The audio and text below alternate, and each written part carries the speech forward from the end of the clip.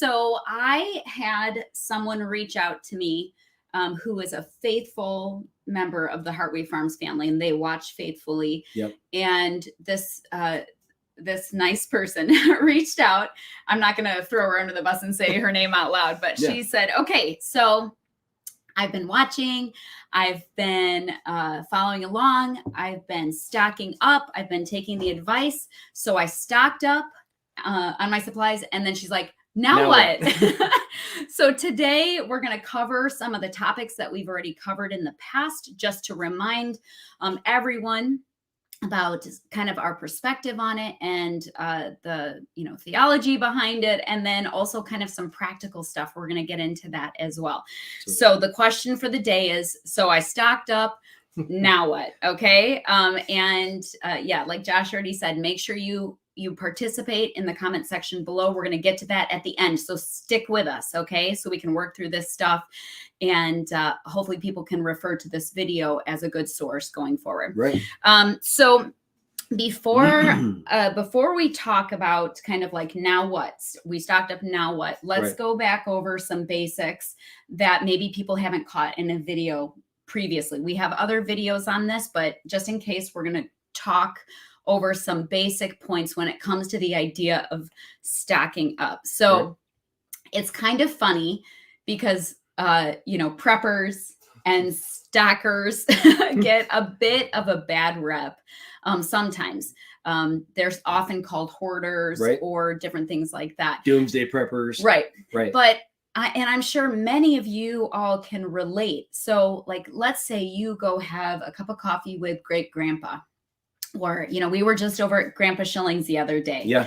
And I love... He's 94, by the way. He's 94, He's been through a little bit of life. He's been through it. Yep. And it's so fun to sit down and just to hear what he has to say and to hear his perspective on things.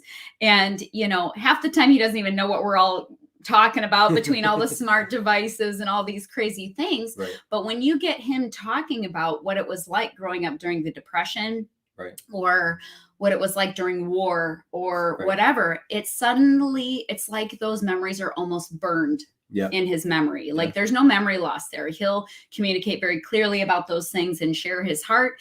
And you'll sit down and you'll talk to these old timers, we'll call it, but they're like so special. Those people are amazing. And if you have any of those people in your life, make sure you hold on to those conversations. We just took a family picture with Grandpa the other day. Yep. Because those are precious times. But when you're sitting down and you are talking to them, stocking, prepping, having canned goods in the house, that was a way of life. Right. It wasn't called stocking up. It was called life. Yeah. Yeah. Right. There weren't people on Facebook and YouTube and all these things doing food hauls and stocking up and showing it to everybody. No, you just took care of your family, and there were seasons of plenty. Right. There were seasons of harvest and what we're calling stocking up, but gathering in the goods from the crops, or as not everybody, obviously not everybody farmed. So maybe you had a neighbor who had chickens, and then you stacked up on their eggs and you gave them whatever you grew. It was a community perspective and a preparedness perspective, because they had lived in seasons of want, not always plenty. We live in an environment, at least I'll speak for the United States, right? We have never had to go without for the most part. Most of the time you can find even cheap food. It's on the shelves. It's not empty shelves. You can find it there, right? And there's assistance for those who are maybe struggling financially to get help between different pantries and different things like that. Yep. But for the old timers, it was a way of life, right? If you didn't work together as a team and, work together as a community, you kind of were the odd man out, right? Yeah. So that's one of the perspectives that we like. Yes, we call it preparedness. We call it becoming more resilient. We call it being a prepper or a doomsday prepper, right? Yeah. Or whatever. We don't believe in doomsday, but we believe that there is wisdom. We'll get to that later. In being kind of taking on some of those old time perspectives of no, I do this because it's a good idea. Yep. It's not a bad idea. And we've all come kind of through the COVID-19 situation. What has that taught us? Well, it's how quickly the economy and the supply chain can be interrupted. You've got trucking, train systems, just how fragile our economy is as far as the moving of goods and services, and, having those extra things in your pantry, in your house, on site, that's another thing. Like, if you have that resiliency of having them on site with you, those things can disappear real quick if they're at a different location, so having your food preps on site with you in an accessible way. We like to call it our working pantry. We'll get to that. So that's where another thing that people, they see the way that we stock up, and it might be different. And it does look very, very different from the typical doomsdayer that would have something that would be shelf stable for 25 or 30 years. Whereas we're looking at, a working pantry that's cycling through things. Correct. Right. And that leads me into kind of one of the basic principles, like the second basic principle of why we kind of take on this perspective. First of all, number one was the way that the old timers did it. There's so much good in that. Yes, we've had development and good things have come from that, but we can't let go of those old ways of doing things. We can't let those die with the generation that was living that out, right? So moving on, the economy is unstable, and you can't ignore that. Well, and I don't want to overlook this, but don't forget the investment side of it. When you buy something at today's prices and that things are increasing in prices, that's something that I'm sure that your notes might have it in somewhere, but you're investing into your future. A lot of people say, make sure that you're not a hoarder, or that you're not stripping the shelves clean. These are things that we're doing as a way of life every time we go and shop. Yes, we have some videos where we make a bigger purchase at different times that we've saved up for, or that we've allocated funds for. But functioning in that way of it's an investment, that the prices of these things are going to go up. Right. And not only with, COVID and different things, but I think you guys feel it like we feel it. There is definitely some lack of stability in the economy and in how things are being handled.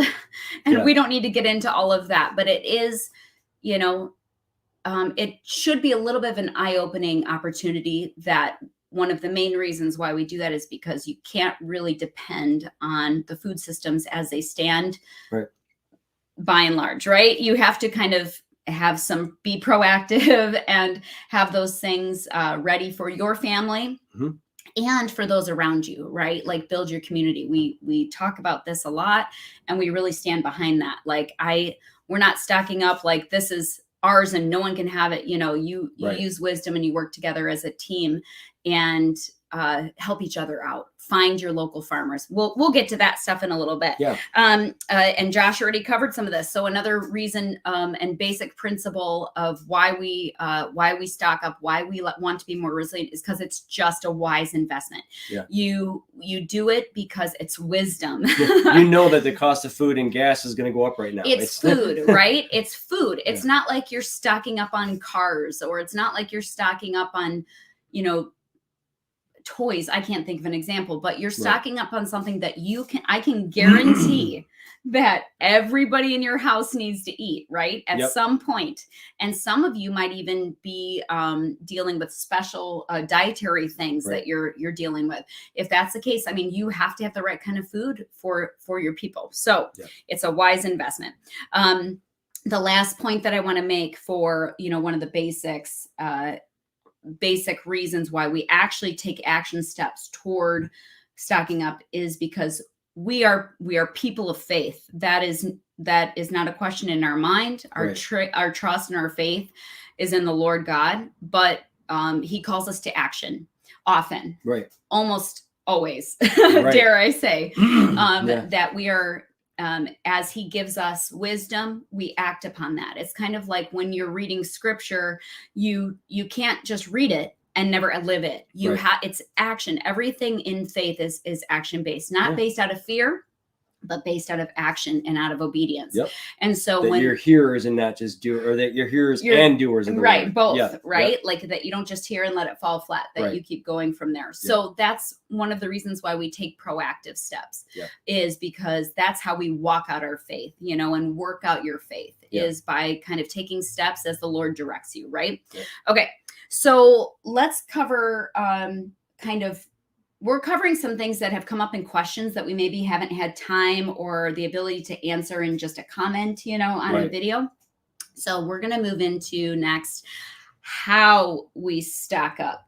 Number one, we raise and grow a lot of our food. Do you want to talk about what we have here at the farm? Yeah, we have our Katahdin grass-fed lambs. So that's a great source of turning our pasture space into consumable meat. We do our grass-fed or our pasture-raised chickens. Usually that's done in different batches throughout the year. And I think this year we're isolating it more to a single batch for right now, but we'll see how that we'll see. There's always time for changing that. We'll see. And then we do our own gardening to whatever level we can. We don't claim as homesteaders to be 100% self-sufficient. Actually, I teach kind of the opposite side of that, that there's networking, there's finding your resources. But we do to the best of our ability the products that we know that we're going to be consuming, and that we have found to be beneficial. So we also have quite a few egg layers on our property. Like Josh said, the meat birds are currently in the brooder and they will be going out to pasture. We supplement with grain. A lot of people ask that question. That is just how we do it. Right. They're going on pasture soon. I'm hoping in the next week. I don't want to lose any. We're getting some temperatures that are still kind of low. So as soon as we possibly can, we get them on that green grass to get fresh greens and to get bugs and all of that. So we have the egg layers. We have bees on site to have honey. I'm trying to think. There was rabbits. Rabbits are here as a security system. Rabbit isn't one of my favorite go-to meats that we raise. But they do reproduce well. It works and they reproduce well. So right now, Julianne treats that. My daughter, Julianne, who's our oldest, she treats that as like a backup plan, right? Yeah. So they're on site. Yes, we have beef as well. We have not harvested our steer yet. It is still in the works. It's a dairy steer that was born here when we had our dairy cows here, and they grow slower than your traditional beef stock, right? So we're letting him get a little bit bigger, but for sure, by the fall time, he's got to go in the freezer. We got to be done. So those are the different things that we have, but we also have learned to build our community and find your local resources through all of the idea of stocking up. I will always tell you to find your people, right? Find your farm that sells raw milk and then build a relationship with those people. If you can't have a dairy cow, if you can't have a garden, find your local gardeners, right? If you're really good at growing tomatoes, but nothing else, do your tomatoes and trade with somebody. Build that community and work together to kind of build that up. Another way that we, perspective on how we stock up is we only stock up on things that we like. Yes. Not just rice and beans, right? Not just rice and beans. We do like rice and beans, but not just rice and beans. Why though? Why is that a good perspective? Because you know that you're going to actually cycle through it and use it. It's not just going to be sitting on the shelves and going bad.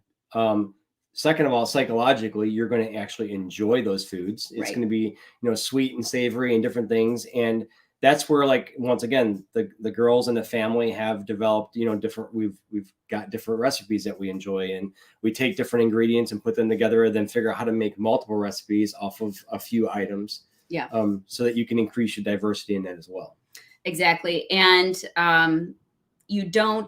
Josh touched on this, how we don't really stock up with a perspective of like 30-year cans. Long-term storage. Yeah. We have done that.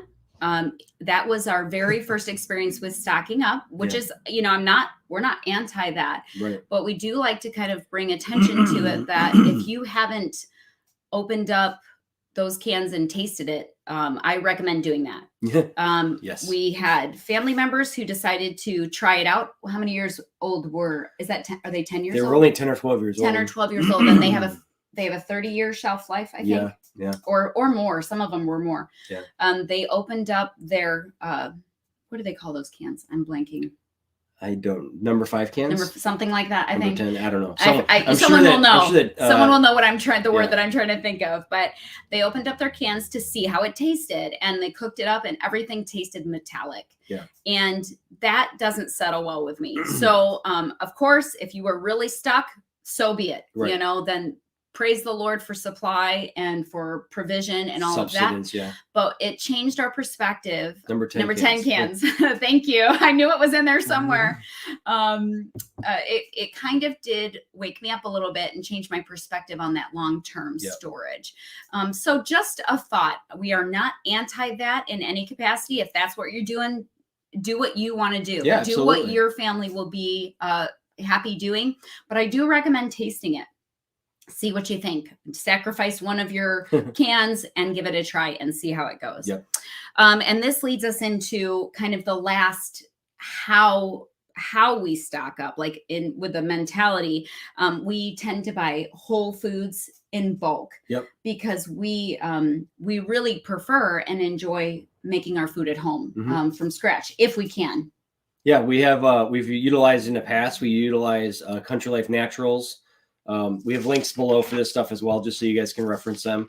Azure Standard is another one. And then local places, you can find quality products at, Costco's and Sam's and different stuff like that. We do prefer, if we have the opportunity, funds, resources, time, and all that stuff, to use places like Country Life Natural or Azure Standard, just because we feel like their quality and the actual values of what they stand for, of the community and supporting local to more of a degree of local.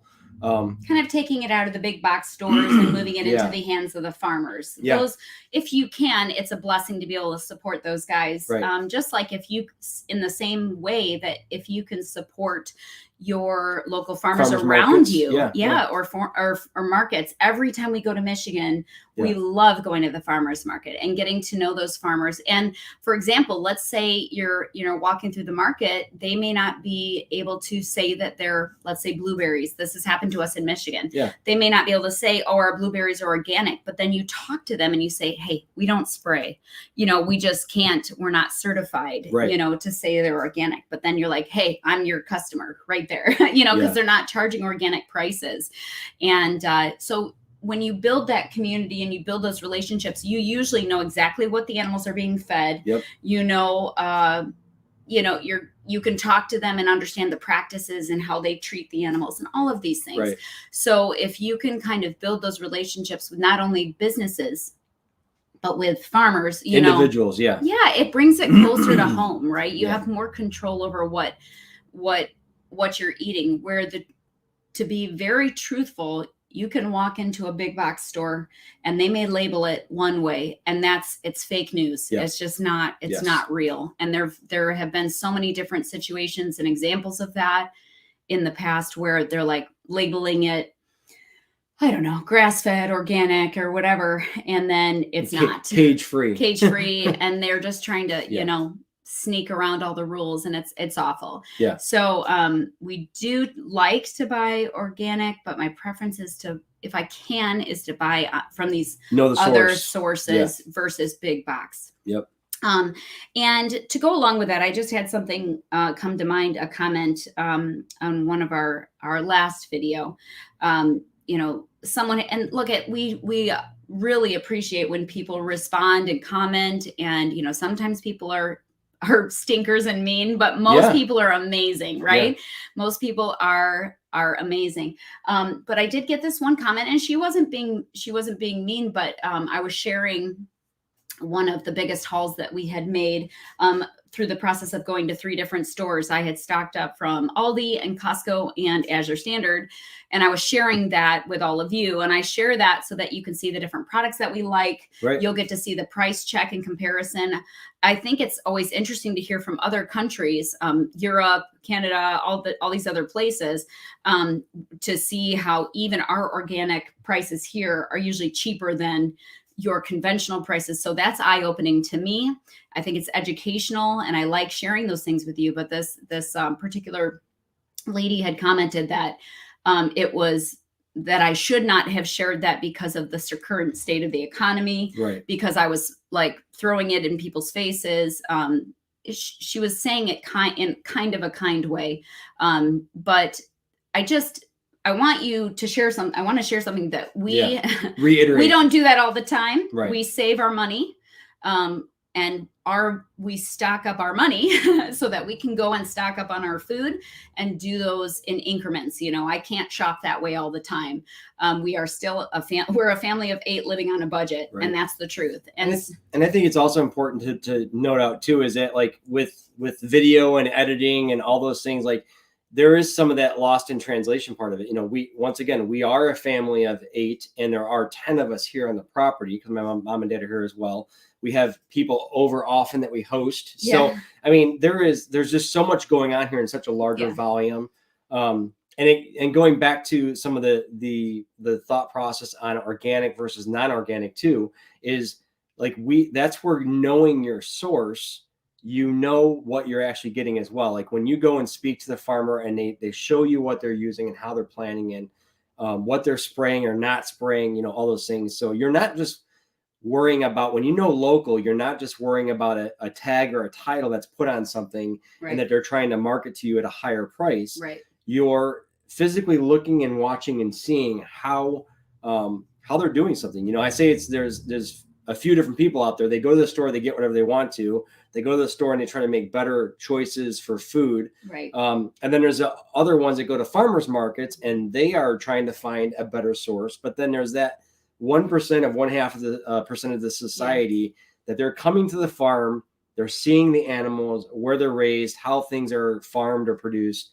And you're truly, at that point in time, you truly know a lot more. I mean, your degree of knowledge changes greatly when you're on site. Right. And when you get on to, like, we walked into Country Life Naturals, we shook their hand, we saw the warehouse, we talked to them. We have a whole video on it. We have a whole video on it. And we do that for our sakes, guys. And then just to share it with you, it's just an extra bonus, because I want to see where my food's coming from. Right. You get onto websites and you call up companies like Azure Standard and you say, hey, you ask them the hard questions, right? And then you make the best decisions you can. And I made this point too, and if you're in a spot, we have been in seasons where we are pinching pennies, you guys. I openly tell this story because I think it's important to make the point. I mean, I remember a time where there were like $60 in the bank account and we had to make it work, right? That's where a lot of faith comes into play. That's where faith comes in, but it's faith with action. That doesn't mean you throw in the towel and don't go to work, right? So, but the point is, there have been seasons of blessing. There have been seasons of want, really tight seasons, seasons where, there's been illness or job loss or whatever. And first of all, I'd like to say the Lord is faithful in that. Absolutely. But second of all, you have to learn to be content. I'll speak to us. We have had to learn to be content with a lot and with a little. And when we're sharing these big hauls with you, just keep in mind that we have saved that money up or have worked really hard to try to get that stockpile of funds to be able to go make those purchases. That's the point of what I wanted to say with that it's not like, flippant. I don't know. But you guys can go check out those locations that we have shown you in previous videos so that you can educate yourselves too about shopping. And I know if you are in other countries, feel free to chime in on what companies you have available for you, because I know that Azure is just a US based company, and so is Country Life Naturals. Yeah. So if you have any companies that you want to share with other people, make sure you put that in the comments section below. Yeah. Okay, so now let's get to the main topic. Was that background? That's all basics and background. Yeah. But it's good to talk about this stuff because in a 15-minute video that you shoot showing people a year's supply of flour, right? You can't just go on and on and on talking about, kind of giving the background of like, I didn't buy this all at once. Right. I bought this over time, right? Yeah. And there's a learning process to it. There is. So your big thing, I stocked up, now what? Ready? Go. Use it. You stocked up. Now use it. Yep, done. Okay. No, I wish it was that easy. So we're we're going to talk about kind of how we work through it.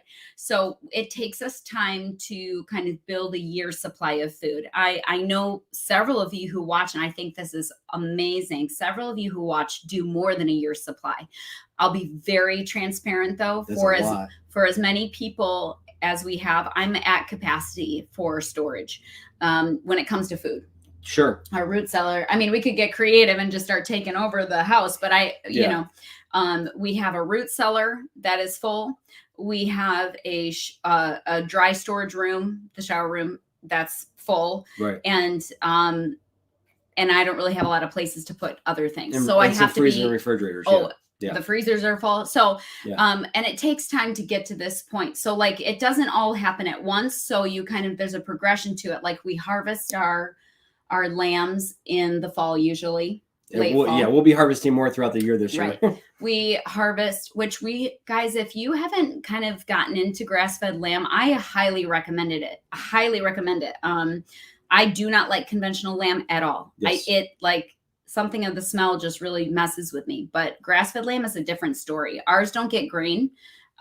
Something about it cuts down on the fat, which I believe is what carries a lot of those scents and oils and different things. I think it's too is, you know, we do 100% grass fed, and they're also the Katahdin hair sheep. So they don't have the wool. They don't have the wool, which has a higher concentration of the lanolin, which is that oily. So I think I kind of likened it to our grass fed lamb is almost like a premium beef with a little bit of a different flavor to it. But I like it a lot, and it's been great for tacos, or I want to grind a lot more of it. Yeah. So we're gonna start treating that more like a conventional beef source for us.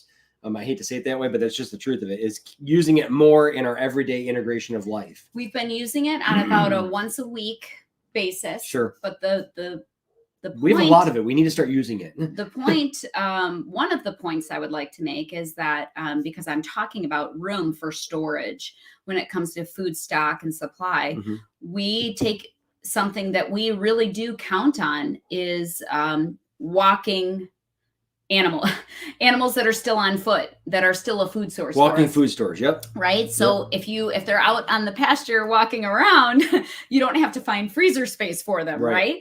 So it's just one of those things that's really great. So and lamb doesn't have to be cured necessarily. We do that, and we not cured, but hung, for long periods of time. Yep. Like beef, is better to do that.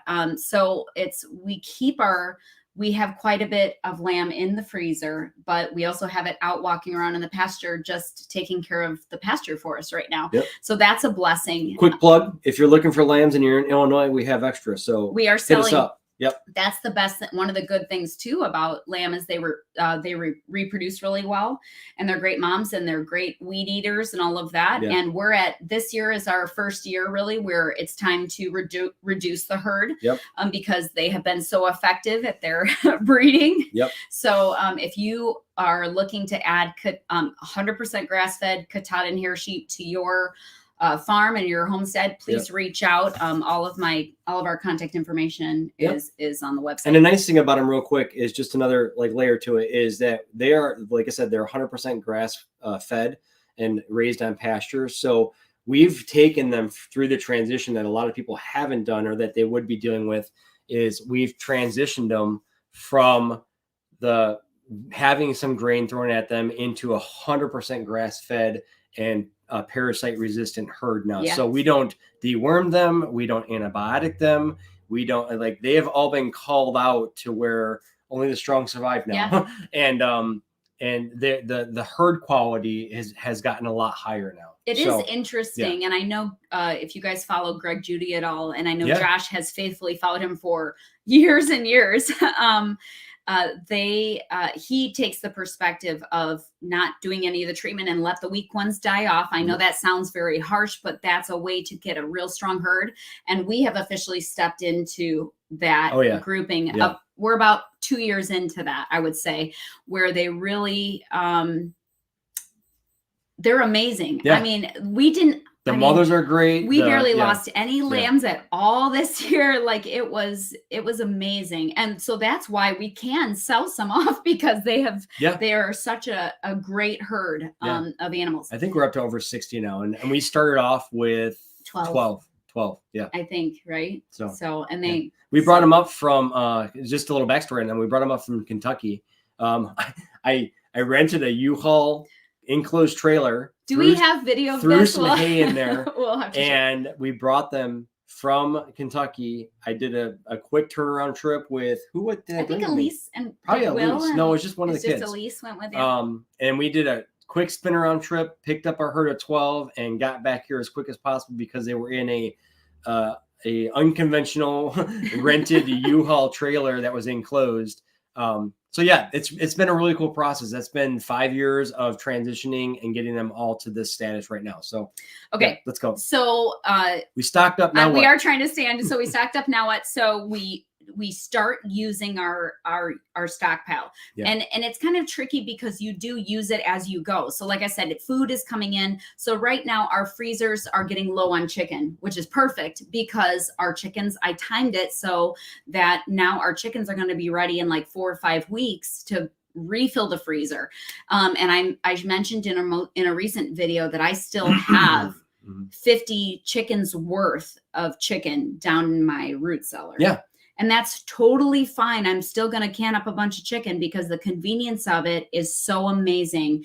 And I know if regular store-bought canned chicken grosses you out, try your home canned chicken like we do it. Yes. The shredded, chicken ready to go. Sandwiches. No, every casserole that you can imagine. Fresh, tacos. We use it for a lot of stuff. You can just eat it plain and it's delicious. So anyway, go find an old video on how to do that. And the blessing to this is that in the event that someone had something come up, we literally could give them weeks or months worth of chicken, and it would not affect us. And that's a huge blessing. It is a blessing. That if someone has a work issue or an injury or an illness or whatever the case is, that you can literally put together a milk crate full of food and drop it off there, And we're not saying this in any capacity other than pointing to the Lord, and we're grateful for the blessing. Yeah. I had an opportunity during COVID that I had a friend reach out, and this is when the store shelves were like picked clean. And I had a friend really sick, probably with COVID. Yeah. And she said, I haven't been able to get to the store. I said, okay, listen, I'll be right there. I've got milk, flour. I'll make you bread. I'll get all of this together and put it on your front porch, and I was able to give her at least a week's worth of something to get her by, right? Until she felt better and could get to the store. Yeah. It's such a blessing to be able to do that, you guys. So when you're considering, I know that times are tight but if you're in a season of plenty, keep that in mind that it truly is a principle that it's better to give than to receive. Like if someone needs help and you're able to help, it really is a blessing to be able to do that. Yeah. So keep your pantry. We could talk about this in a standalone video, and maybe we will going on. But so once I just showed you the other day in a video that I had a year's supply of flour for my family, and I base it off of like a loaf of bread per day. Right. Some days we use more than that. Some days we use less. So I just was averaging out, but I don't let that sit there. I don't let that flour sit there for a year. We use it. Yeah. And then once I get through a 50-pound bag of flour, I will replace that from Azure and put it to the back of the line. Yeah. And I showed you the process. Go back and watch that video. I'm not going to get back into it, how I store your supply of flour, but you label it with what it is and when you put it into storage, right? So that you can kind of watch it and see and how many are on there. So if I have a bin that has 100 pounds of flour in it, I know that's 2 bags of 50. So I'll write times 2. Right. And I worked my way through that with just dates and with information on masking tape. It's nothing special, right? Yeah. Sharpies and masking tape. Yep. Good old Sharpie markers. And I label that. And as you go through stuff, like the reason I did a big Aldi haul in our last stock up was because we had been working through all of that stuff. Right. We hadn't bought ketchup in months. I had not bought ketchup in at least 6 months, I think. Yeah. I'd have to go back and look. And right now, I don't have to buy ketchup for a whole year. And I know that seems silly, but that's like a comfort. Yeah. Creature comfort, right? But once again, we're stocking up on things that we actually enjoy and things that we found that it's just not.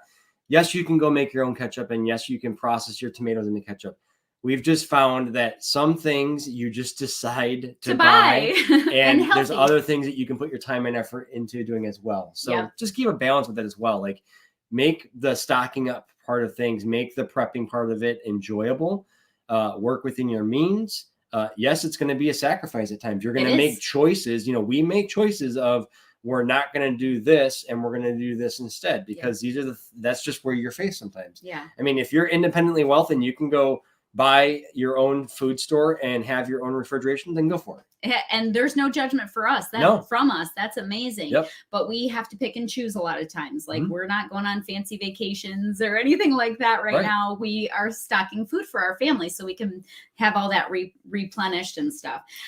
So as you kind of come up with a game plan to organize your food, and so, like, if I go down to the root cellar and I pull out a can of chicken, the chicken that's in the front is to be used first, and they have the year on them. I only do like those kind of things for the year, because I know when we harvested our chickens, but I'm going to use all the 2021 chicken first. Then I'm going to use the 2022. And then next I'll use the 2023. So we just put the date on top, and you continue to move it between me and Julianne. We continue to rotate. Yeah. And like when we went to Aldi, I have it still all, maybe I'll video it for you guys, but like I have it all sitting just in crates on the floor in the root cellar, because I need to move all of the last stock up items up to the front and the new stuff in the back, and I just cycle them through, keep it cycling through. Yep. I don't have tons of crazy labels and stuff down there. You just keep it moving through and work through. So you have a functional, working,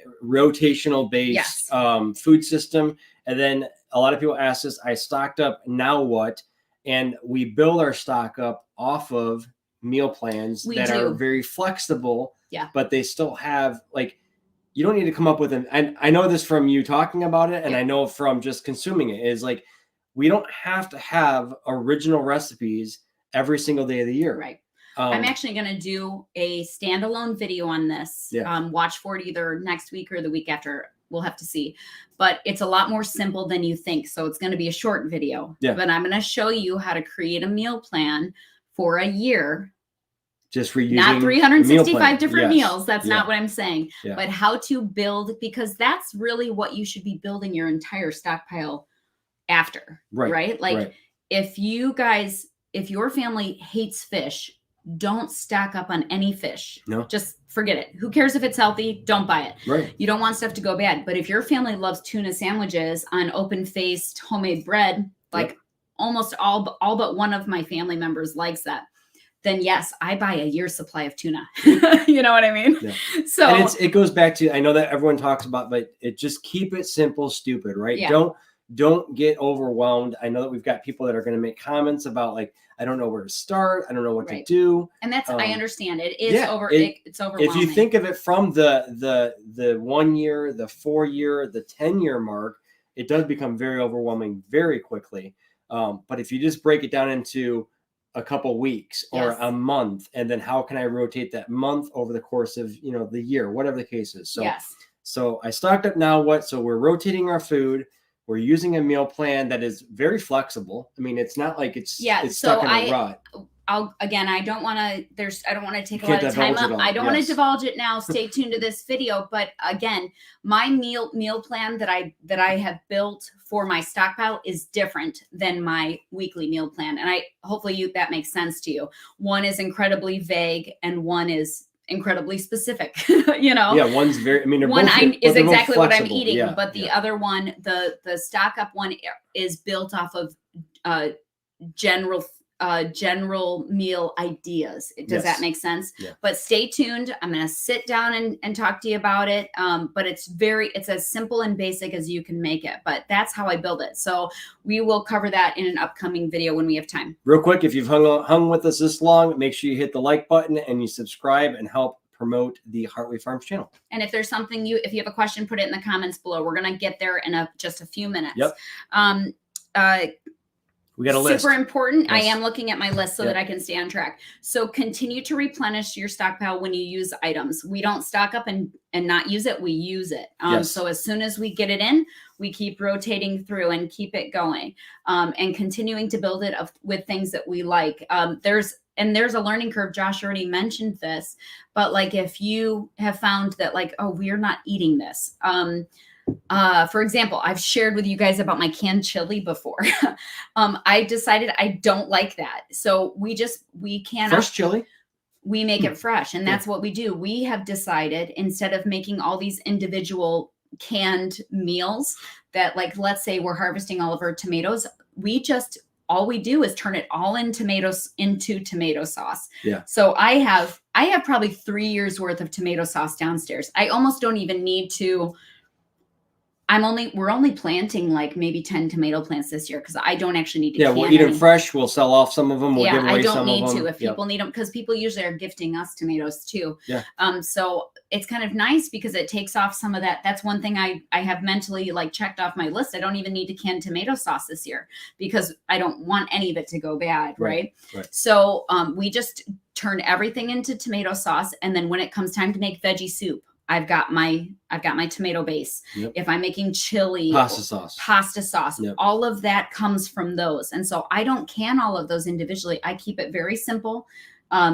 We make a huge stock pot of tomato sauce, can it all up. And now we're where we're at to where I have so much. And it is so much better than store-bought, like so much. It's so good. Okay. So also now what type of thing is like, just because you have built up a supply of stock, don't overlook sales, right? Because that's a different, real quick, that's like if you have long-term storage items, those can be long-term storage. They can sit there and they can wait a little bit. Like if we go to the store and we happen to find a really good price on prime rib, I'm just going to throw it out there. We found it just happened. We found a great price, and it was probably conventional prime rib. I'm not going to like. There's just some things that you just have to just take a breath and be at peace about, right? We found some decent prime rib. It was on a great deal, and we made some roasts out of it. We made some steaks out of it. And when you buy a piece of meat as a big hunk of meat, and then you process it down to smaller chunks, I'm just going to give you a quick rundown. This prime rib, it was a bone-on prime rib. So we had the meat, we had the steaks, we had the roast, we had the bone broth that we were able to process off of it, and then we were able to take the tallow and make the tallow. So and then we took all of the byproduct that was left at the very end, which wasn't much, and just the trimmings. We food processed it and gave that as meal to the dogs. So we literally used that. Let's just call it was a $150 piece of meat, but. Now, did you say that did you say how much it was per pound? This is why we bought it. I think it was like $5 per pound for bone and prime rib. Yeah. Cheaper than ground. It was. We were able to. It was crazy. Yeah. So the point of it is that we took that and we value added that product now into the bone broth, the tallow. I mean, the tallow alone for a pint jar. I put them in pints. About a pint jar, it can go upwards of like $18 to $22 for a pint jar of tallow. And we made, I think, 2 of those off of that alone. 3 of them. Okay. Yeah. So that alone was almost enough to recoup the tallow portion of it alone on the meat. It's just crazy when you think about how like ways to save money and to pinch pennies and to not be cheap, but to be frugal. And it's funny because sometimes I'll be sitting at the dinner table and I'll look at what we have. Okay. And this is it's comical to me because, and I want you to hear my heart on this because we are so grateful. But like sometimes I wonder if my kids understand. My kids understand like how incredibly blessed they are. They're eating like leg of lamb and homegrown microgreens. Yeah. And the fresh microgreens. Garden. That's a whole nother subject. We can't Don't get go into squirrel that. on me. So I would look at a plate the other day. This has happened more than once. It's been with the prime rib and then like leg of lamb, which is super expensive at the store, like crazy lamb expensive. Chops, yeah. But we raise it for so inexpensive, lamb chops. And then they're beautiful plates. And I'm like, you guys understand that like your plate would cost like I don't know, $30 at a restaurant or more. I don't know, or they're eating prime rib. And it's just such a blessing when you can kind of get creative and shop sales or raise your own food, or find some local farmers that maybe have excess and they want to give a good deal or whatever. So it's a blessing, but you have to have room to store it, and you have to go searching for those deals to continue add them into your stockpile. And then along the theme, I wanted to touch on this too, because a lot of people on the stacking up of a year's supply of flour video were like, well, won't that go bad? Just a friendly reminder, we don't let that flour sit there. We continue to use it. I'll use the oldest flour first. The only thing I let sit there are the wheat berries, just because those have more time. And that's a whole lot. Like we don't have a food mill grinder yet. That's something that I want to look into. It's something that we want food processor. Food processor, and even you can get away with doing it in a blender. But as of right now, we don't have a grain mill processing unit. Something that we'll probably get in the future, because I think that there is a lot of wisdom in storing your grain that way. But so we continue to, it's always what we call a working stockpile, always rotating, always working, always talking to each other. Like Josh, doesn't usually have to do too much with it because he does plenty of stuff outside of meal prep and all of that. So, but like Jules and I will be like, okay, what do we need to use? What do we need to get out of the freezer? We're constantly talking about it and working through that stockpile. Which flour needs to be used first? What's getting low? And we just kind of keep a running list going. I have a notes on my phone that I can keep on, adding to the list as stuff, continues getting short on this or needing more and of I'm that, not or talking don't about, buy any more of this. Right, absolutely. Like in my mind, I don't even have to consider ketchup for a year, or I don't have to consider tomato sauce for 2 years, right? So it's so nice to just kind of have that off of my plate and not even or chicken or beef, or like it's so cool when you can kind of get to that point. But I think if you don't kind of come to a stopping point, it becomes consuming. And so I'm satisfied with a year supply of food for my family, and then working through that. And then that's where also faith and trust comes in, because I can't stock up for 10 years. I'm going to touch on this because it's such a true point. If you're not a homesteader and you're not a farmer and you're a hunter gatherer, that is another way to store up food and to do it very effectively. There's people who live in different regions of the country that they might be eating, lobster until they're tired of lobster because they're by the lobster fishing areas, or people who deer hunt. I wish I lived by lobster. But it's just one of those things that it's an absolute valid point, is you don't have to be a homesteader or a farmer of land mass to be, where you have a herd of 60 sheep that you raise yourself and you process yourself. You can hunt, you can gather, you can store up, and you can preserve those things as well. So saving money comes in many different sizes and packages that we often don't think about. Hunter gatherers it was a huge thing. Not so many moons ago. Well, I'm just talking about like maybe even a couple of decades ago.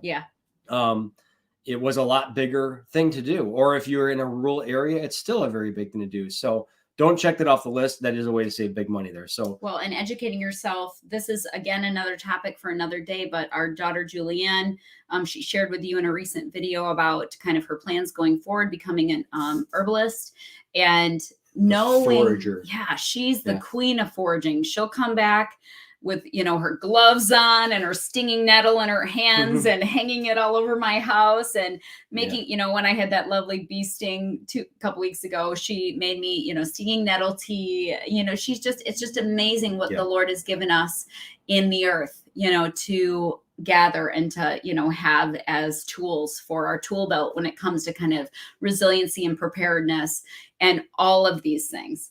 All right. We did it. Did we do okay, it? I made it through my list. So let's move on to a couple questions. So make sure you guys, we've been trying to follow along, but we didn't want to get too distracted. I'm going to touch on a couple of them real quick. Go ahead. Someone asked about where we got the meat at a great price. It was actually through our local Jewel Osco in our region. Is it Albertsons? I think it's Albertsons or Safeway. It might be Safeway. Whatever it is. Across other. When we lived in Arizona, I think it was Safeway. I'm not sure. Is that right? Yeah. Anyway, so Jewel Osco. Yeah, Jewel Osco has it. People asked about the lambs. That was something that we touched on about them getting called off. a lot of times we will get to them before they actually get into like the critical dying state.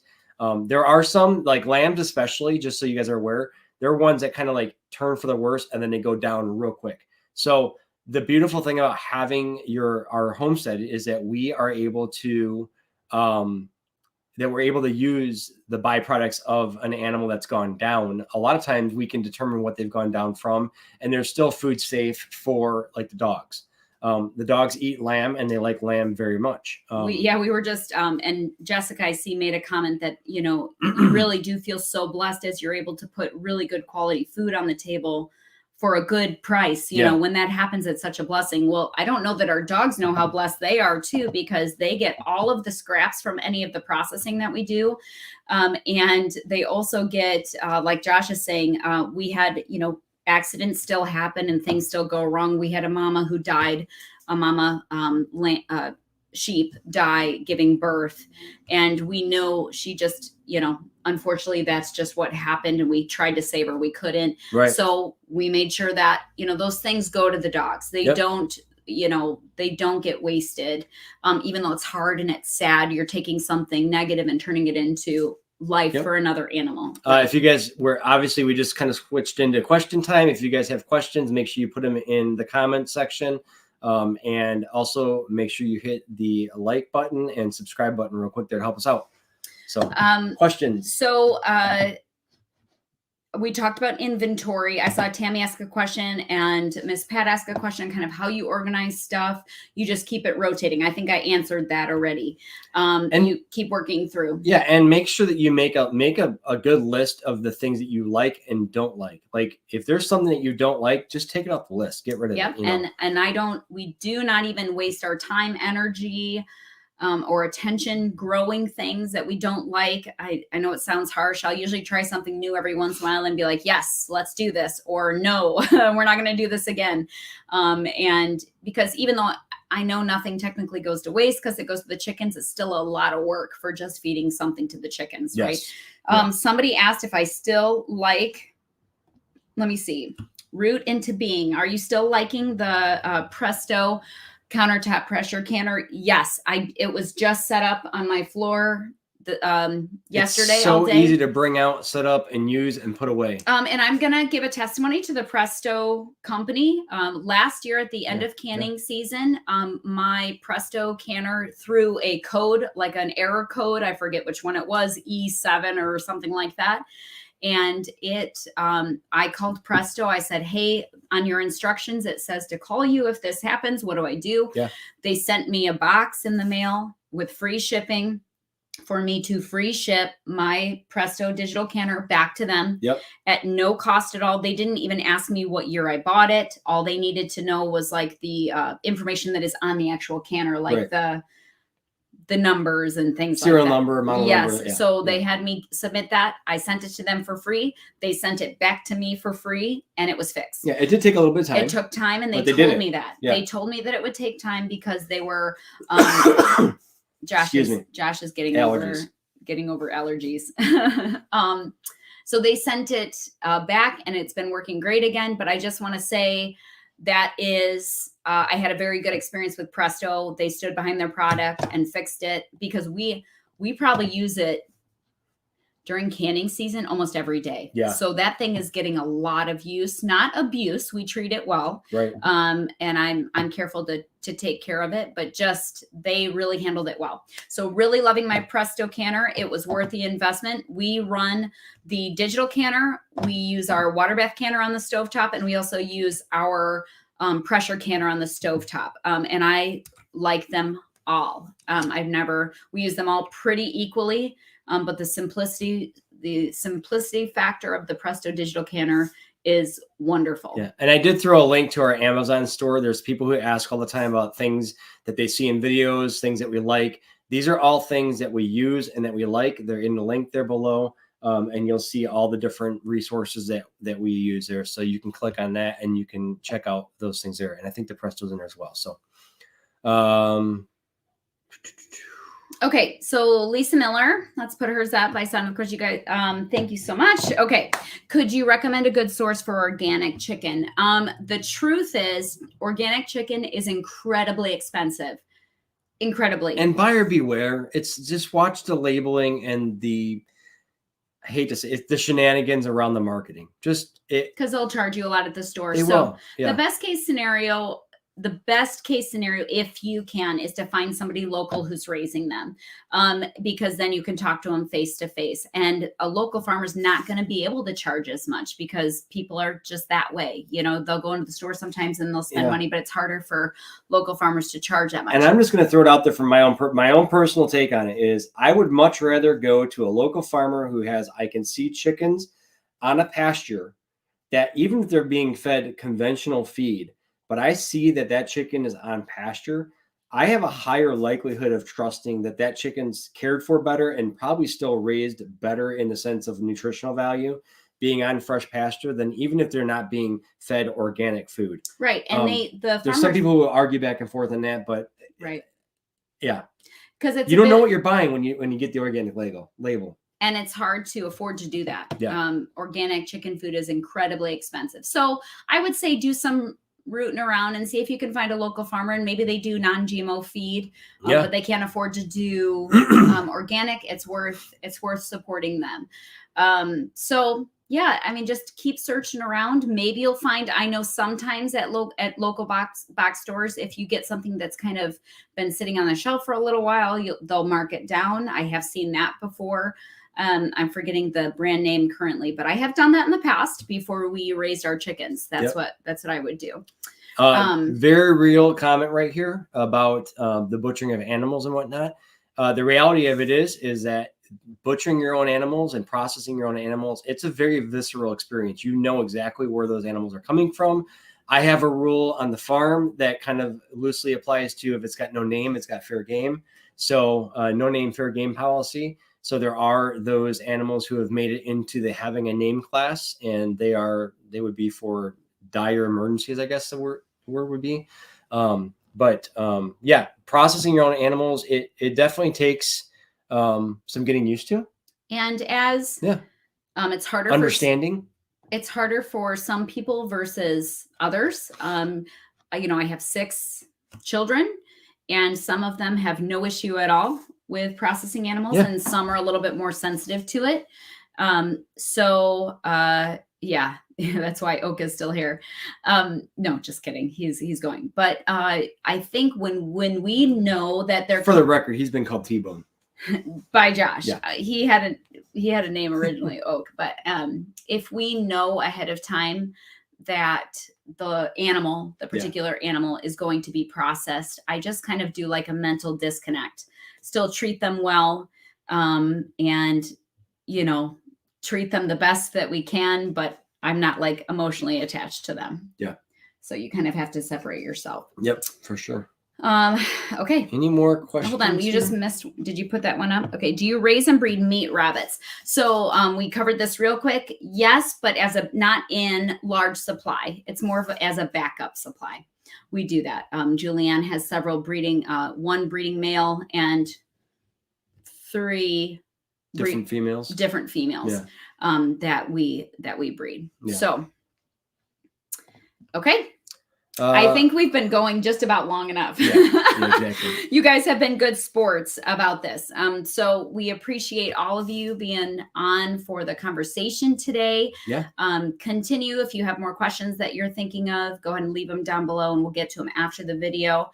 But we have, again, I'll help run you through the meal plan for your stockpile coming up soon. So stay tuned for that. And yeah, do you have anything else to add? Nope. I'm going to throw a link for our online store in there just so people can see it, and we will finish up here. Yeah, head over to heartwayfarms.com. The girls have all natural stuff over there that they offer. Yep. And yeah, I hope you guys have a beautiful day. We have a beautiful, hot, sunny day. Finally, some warm weather. So we're going to go get outside and work in the garden today. Yes, it's some outside time in there. So, all right. Have a blessed day, guys. We'll see y'all.